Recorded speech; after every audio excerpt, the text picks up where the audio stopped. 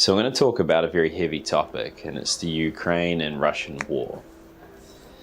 And I'm going to talk from an economic standpoint, but I think it's important to address the severity and the sadness of it, because it's so easy to desensitize yourself, focusing your own individual plights in life or what you're going through. And I can't imagine, if someone invaded our country and started bombing and killing people, and I'll see bodies and severed limbs of people that I love.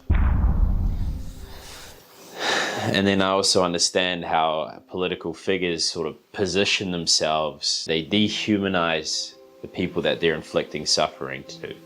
Similar to how we would use the word meat when describing animals. It helps us feel okay with the way that we're treating them. So with Putin, he says that they're liberating Ukraine. They're helping save them from the Nazis. So that was the picture he painted. And then when NATO or the USA invaded Libya, Afghanistan, Iraq, Syria, all these different places, or Iraq, weapons of mass destruction, or they were killing ISIS or infidels or terrorists. It's so easy to label people with these words, but we're all human. And when we have internal struggles, we like to blame out there. But more often than not, the true enemy is within us. So I just wanted to send my love for the people in Ukraine. I hope that the Russian people get access to the truth. And it's really hard to know what's true in this world. Like you see the propaganda that Russia's pumping out. And then if you apply that in the Western world, what propaganda are we being exposed to? And then how can political figures justify it? Well, they basically just say they're doing it for the greater good. And you see it with CEOs, where they get further and further away from the plight of the individual frontline workers, and they don't even think about safety. They don't think about the costs. They just think about the bottom line and what impacts their life. Like even now with the Russian-Ukraine crisis, people are using that to push a political agenda, whether that's saying to women, oh, here's your chance to fight for equality going out there, even though, people in Ukraine, the women, the elderly, the children, they're fighting for their right to be free. Or they're using it to blame a certain administration, Trump or Biden. It's not the time to justify or politicize your own objectives, leveraging the suffering of others. It's a time to do introspection and to understand that we are all capable of evil. And if we don't become attuned to our emotions, there's a great quote by Carl Jung, who predicted World War II. He said, people don't have ideas, ideas have people. And you got to think about that. You think about how enraptured we are by ideas, how we get so caught up in our emotions. And even in New Zealand, I've been out on nights out where there's a brawl and they hit that person with the intention to kill them beyond what's necessary to make it stop. And that's just hysteria, that's emotions, that's something we're all capable of. I don't know how many, I think something like 30% of the population in World War II in Nazi Germany were acting as informants. And you see it here, you see the way we treat people that aren't getting vaccinated. We're segregating them and we're treating them in a horrible way.